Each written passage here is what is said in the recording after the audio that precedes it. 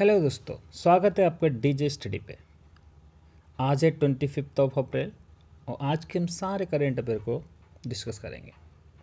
ये जो current affair है आपके state PCS, PO, bank, railway और वनडे एग्जाम्स के लिए इंपॉर्टेंट है। अगर आपको इस करेंट अफेयर का पीडीएफ चाहिए तो please join my Telegram channel Dev Gautam. क्या खुश रहने वाला है आज के इस करेंट अफेयर में, देखते हैं।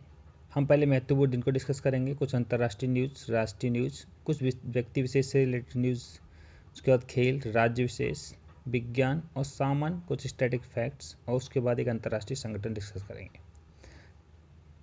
चलिए पहले देखते हैं डेज। आज है 25 अप्रैल और आज है विश्व मलेरिया दिवस। कल था हमारा विश्व पंचायती राज दिवस या राष्ट्रीय स्थानीय स्वशासन दिवस भी बोलते हैं, 24 अप्रैल को।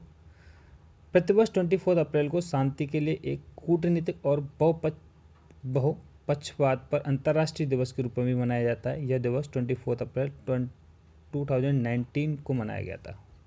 कब स्टार्ट हुआ था? अब 3 डे हो गए आपका। एक विश्व मलेरिया दिवस हो गया, दूसरा राष्ट्रीय पंचायत दिवस हो गया। कब होता है हमारा? 24 को। और 24 को ही हमारा एक और दिवस होता है, वो कौन सा है? बहुपक्ष पर अंतर्राष्ट्रीय दिवस। कूटनीति और बहुपक्ष पर अंतर्राष्ट्रीय दिवस कब मनाया जाता है हमारा? 24। ये 3 डेज ध्यान रखने हैं आपको। इसमें सबसे ज़्यादा इंपॉर्टेंट है आपका मलेरिया डे और पंचायती राज दिवस।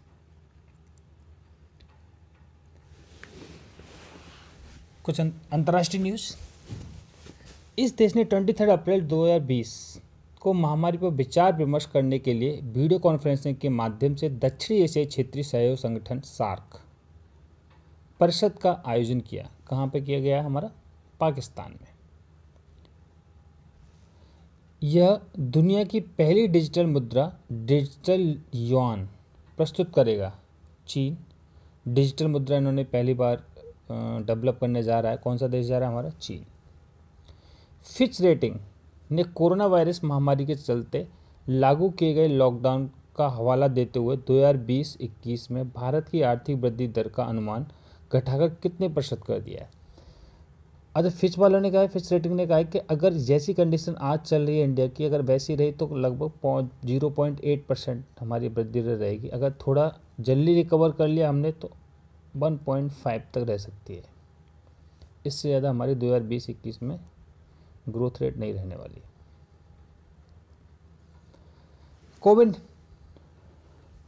कोविड-19 के कारण बंद के प्रभाव से गरीबों की रक्षा करने के लिए सरकार ने इस योजना के तहत 33 करोड़ से अधिक लाभार्थियों को 31,235 करोड़ रुपए की वित्तीय सहायता प्रदान की है। किसके द्वारा? PMGKP, प्रधानमंत्री गरीब कल्याण निधि के द्वारा। सीमा सड़क संगठन ने इस नदी पर एक नया स्थायी पुल का निर्माण किया है, जो पंजाब से कासावाल क्षेत्र को देश की बाकी हिस्सों से जोड़ता है। किस नदी पे किया है? रावी नदी पे। कोविड-19 रोगियों को पहचानने के लिए mobile virology research and diagnostic laboratory तैयार करने वाली संस्था का नाम क्या है? डीआरडीओ रिसर्च सेंटर इमारत RCI। कहाँ का? हैदराबाद का। कोविड-19 की स्थिति के मद्देनज़र केंद्रीय स्वास्थ्य एवं परिवार कल्याण मंत्री कौन है? हमारे हर्षवर्धन ने हाल ही में बताया कि प्रत्येक रक्त समूह के वर्तमान भंडार की रियल टाइमिंग स्थिति की निगरानी के लिए ऑनलाइन पोर्टल का उपयोग किया जा रहा है। और उसका ऑनलाइन पोर्टल का नाम क्या है? हमारा रक्तकोष। हिंदी रंगमंच के प्रख्यात व्यक्तित्व और संगीत नाटक अकादमी पुरस्कार विजेता ऊषा गांगुली का कोलकाता में 75 वर्ष की आयु में क्या हो गया? निधन हो गया।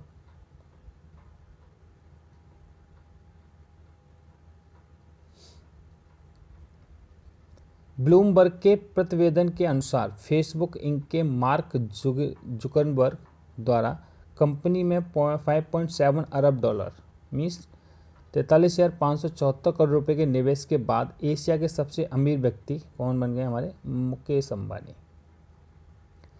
अच्छा, इसमें फेसबुक ने इसके साथ, मैंने कल बताया था इस चीज़ पे कि फेसबुक ने 9.99% की रिलायंस में साझेदारी की है, जिससे उसे इतने करोड़ रुपए मिले, लगभग 5 अरब डॉलर का साझा किया है। इससे अंबानी के अभी 17 पोजीशन पर पहुंच गए थे एशिया में। अब वो एशिया में मुकेश अंबानी निवेश करने के बाद एशिया के सबसे अमीर व्यक्ति मुकेश अंबानी बन गए, क्योंकि उन्हें फिर वहाँ से रिकवरी हो गई। इंटरनेशनल मोटरसाइकिल मैन्युफैक्चरर्स एसोसिएशन इम्मा के नए अध्यक्ष कौन बने? हमारे राकेश शर्मा, जो पहले बजाज ऑटो के कार्यकारी निर्देशक भी रह चुके हैं।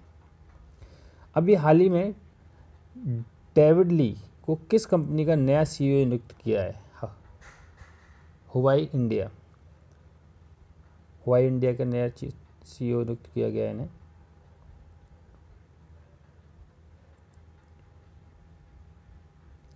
तेईस अप्रैल 2020 को मणिपुर राज्य में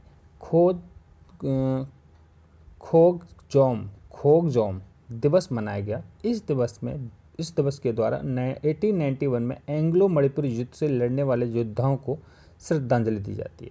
तो ऐसा नहीं पूछेगा क्यों मनाया जाता है, कैसे मनाया जाता है, बस इतना ध्यान रखना है कि अभी जो हाल ही में जो दिवस मनाया गया है, कौन सा? खोगजोम, वो कहाँ मनाया गया? हमारा मणिपुर में। उत्तर प्रदेश सभी न्यायालयों में वीडियो कॉन्फ्रेंसिंग का बुनियादी ढांचा तैयार करने वाला देश का पहला राज्य बना है। अच्छा, जो भी अब उत्तर प्रदेश में इस कोविड की वजह से जो भी कोर्ट की कार्रवाई होगी वो वीडियो कॉन्फ्रेंसिंग के जरिए होगी, क्योंकि काफ़ी केस ऑलरेडी पड़े हुए हैं।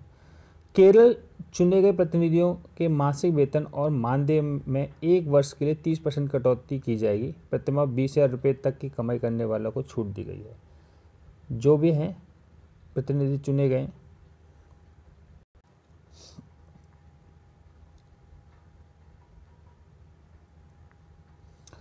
रक्षा मंत्री राजनाथ सिंह ने वीडियो कॉन्फ्रेंस के जरिए कोविड-19 के नमूनों की जांच के लिए मोबाइल वायरोलॉजी अनुसंधान और नैदानिक प्रयोगशाला मोबाइल BSL-3 BRDL लैब का शुभारंभ किया है। इसे रक्षा अनुसंधान और विकास संगठन ने हैदराबाद के ESIC अस्पताल और निजी उपयोग के लिए उपयोग करेंगे। अच्छा, जो भी ये ऐप जो यूज किया है वो केवल डिफेंस वालों के लिए है। जो डिफेंस वाले लोग हैं वो इससे उनकी चेकिंग, वो जांच होगी पूरी, और उन्हीं के लिए ऐप बनाया गया। कौन सा? हमारा मोबाइल BSL-2 BRDL लैब। हाल ही में international advance research centre for powder metallurgy and new materials और नैनो मैकेनिक्स इंक, ये दो संस्थाएं के वैज्ञानिक के संयोग रूप से नैनोब्लिट्स 3D नामक एक तकनीकी विकसित की है। ये किसके लिए विकसित की है? ये कोविड-19 के लिए विकसित की जा रही है। उसको प्लाज्मा थेरेपी जो चल रहा है ना, उसको डेवलप करने के लिए ये तकनीकी डेवलप की गई है।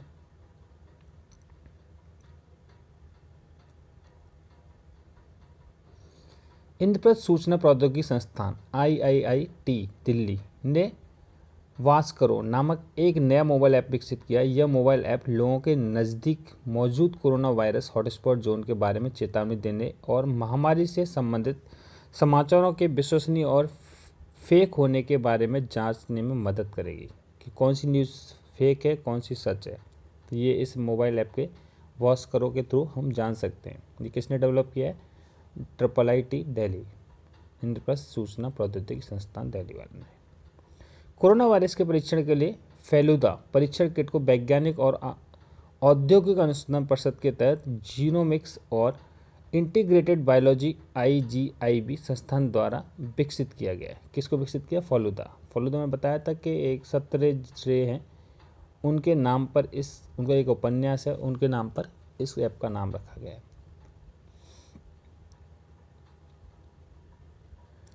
स्टैटिक फैक्ट्स की बात करते हैं।